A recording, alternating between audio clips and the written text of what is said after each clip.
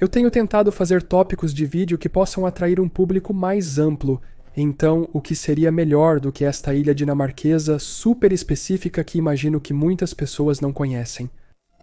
Mas é muito interessante porque observe este mapa.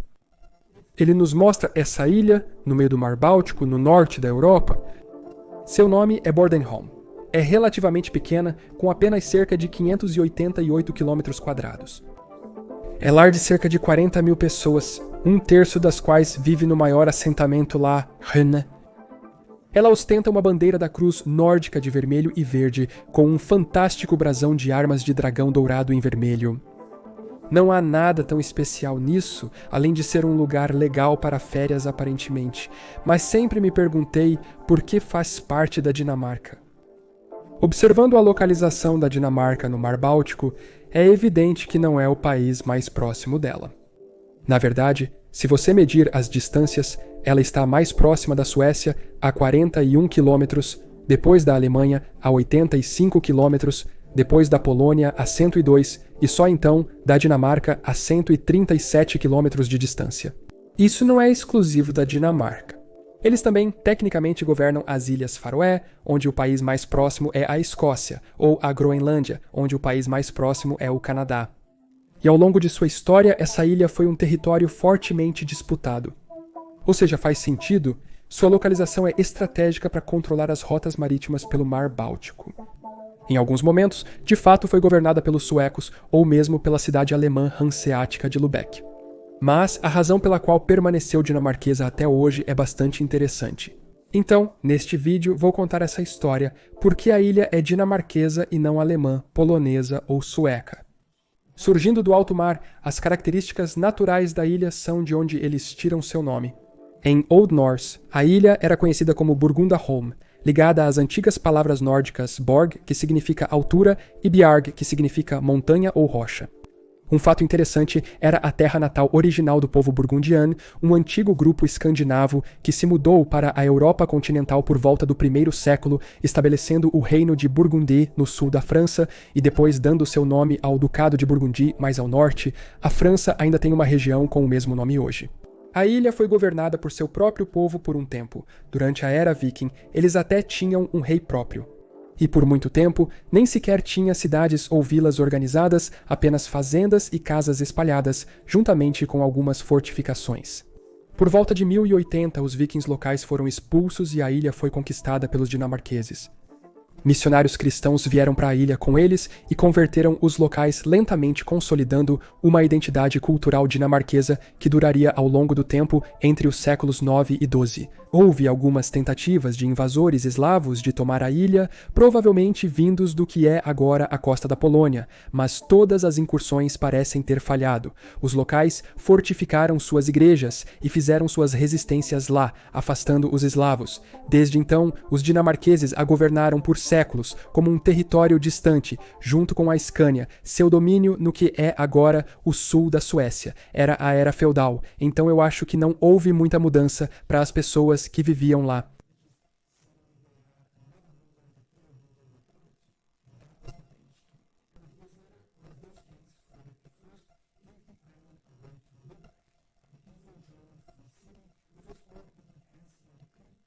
Na verdade, era a cidade que era sua capital informal. Quando olhamos para um mapa da Liga Hanseática, é bastante interessante considerar a posição de Bornholm nela. A Dinamarca não era membro, apenas as cidades costeiras e estados da Pomerânia, Prússia, Países Baixos, alguns outros estados alemães e então alguns na Estônia, Letônia e um pouco da Suécia. Porém, a Liga possuía diversos postos de comércio em outras localidades em suas principais rotas comerciais. Eram chamados de contors e existiam nas principais cidades. E enquanto não havia nenhum contor em Bornholm, o mapa das principais rotas comerciais da Liga nos mostra como a conexão marítima e terrestre que se estendia de Londres a Novgorod passava diretamente pelas águas ao redor de Bornholm. Afinal, como não seria dada a localização central da ilha no Mar Báltico? E acredito que o fato de haver uma transferência temporária da ilha para Lübeck, um membro-chave da Liga, destaca a importância da ilha naquela época. Os motivos da transferência são bem interessantes. Foi concedida apenas por um período de 50 anos e serviu para garantir um empréstimo dos Lübeckers, além de ser um agradecimento pela expulsão do ex-rei dinamarquês Christian, segundo predecessor de Frederick e rival ao trono. Mas essa breve aliança entre a Dinamarca e Lübeck nem sempre foi o caso. Na verdade, várias guerras foram travadas entre as duas entidades, sendo a principal a Guerra Dinamarquesa Hanseatática, devidamente nomeada entre 1361 e 1370. E de um lado ou de outro, a intrusão hanseática nas questões sucessórias dinamarquesas parecia ser bastante comum. Quando o rei dinamarquês Olav II morreu, uma disputa sucessória irrompeu sobre a Dinamarca e a Noruega, que estavam unidas na época entre Albert de Mecklemburgo, rei da Suécia, e Margarida I rainha da Dinamarca. A situação se agravou quando a nobreza sueca se rebelou contra Albert e convidou Margarida para ser rainha. Albert foi aprisionado em 1389, mas em 1392 contratou os corsários Irmãos Victual, que capturaram as ilhas bálticas de Bornholm, Dinamarca, e Visby, Suécia, em seu nome. Margarida tornou-se rainha da Dinamarca e formou a União de Kalmar, governando a maioria dos países nórdicos, incluindo Bornholm. Mas avançando para 1575, quando a Dinamarca recuperou a ilha após aquele arrendamento de 50 anos para os Lübecks. Mesmo após governantes locais, oponentes hanseáticos, rivais da coroa e corsários contratados, as ameaças externas a Bornholm não terminaram. Após a dissolução da União de Kalmar em 1523, várias guerras ocorreram entre a Dinamarca e a Suécia, agora países independentes novamente. O principal problema das guerras era precisamente o controle sobre o Báltico e suas rotas comerciais associadas, então é claro que Bornholm também estava em jogo. Apesar da vantagem inicial da Dinamarca nas guerras, a Suécia logo se recuperou e obteve superioridade. Para evitar uma derrota total, os dinamarqueses concordaram com a Paz de Roskilde em 1658.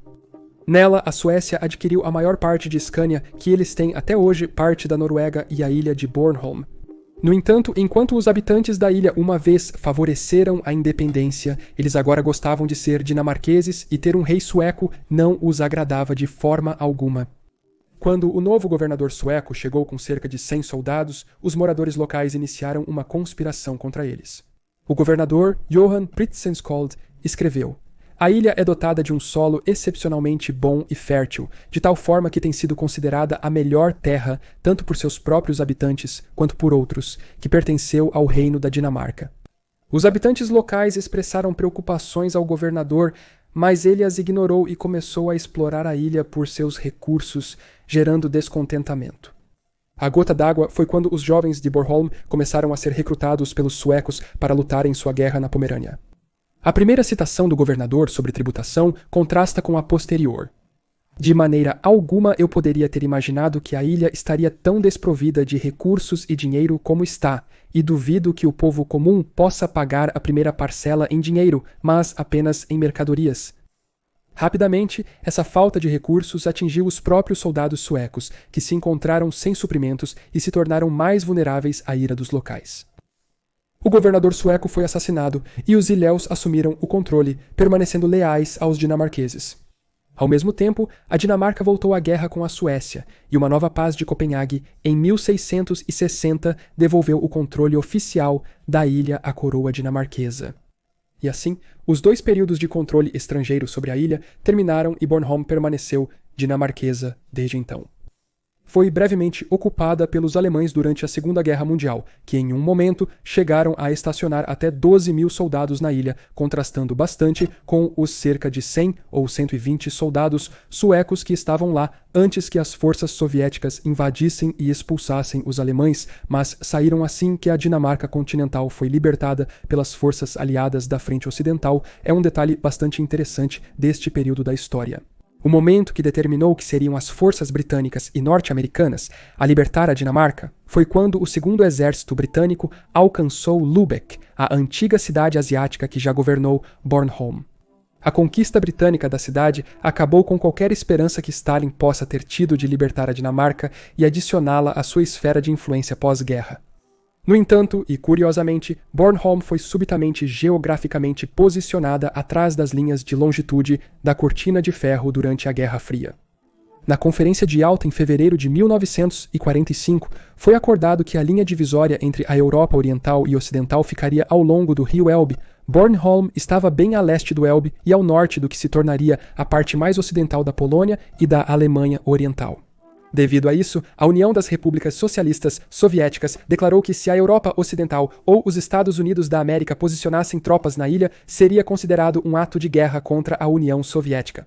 Mesmo sem tropas da OTAN posicionadas, a ilha permaneceu relevante durante a Guerra Fria. Em 1953, um piloto polonês desertou do Bloco Oriental e pousou seu MiG-15 na ilha, fornecendo inteligência para o Ocidente. E décadas após o colapso da União das Repúblicas Socialistas Soviéticas e o fim da Guerra Fria, os serviços de inteligência da Dinamarca construíram uma torre de escuta em Bornholm para interceptar as comunicações russas através do Mar Báltico. Assim que entendemos como a ilha permaneceu dinamarquesa, apesar de estar mais perto da Alemanha e da Suécia e ter sido temporariamente governada por algumas dessas nações ao longo da história. Quanto aos poloneses, parece que, apesar de sua proximidade, eles nunca estiveram interessados em conquistar a ilha, exceto por aquelas primeiras incursões de povos eslavos na Alta Idade Média. Essencialmente, Bornholm foi esquecida desde muito cedo na história, quando a Dinamarca governava terras muito mais vastas do que as que possui hoje. E enquanto eles perderam a maioria dessas outras terras, Bornholm permaneceu deles devido ao desejo dos habitantes locais. Agradeço por assistir a este vídeo e aos meus patronos por me apoiarem diretamente. Se quiser apoiar o canal, junte-se a nós. Caso contrário, tudo bem, e nos vemos na próxima vez para mais conhecimento geral.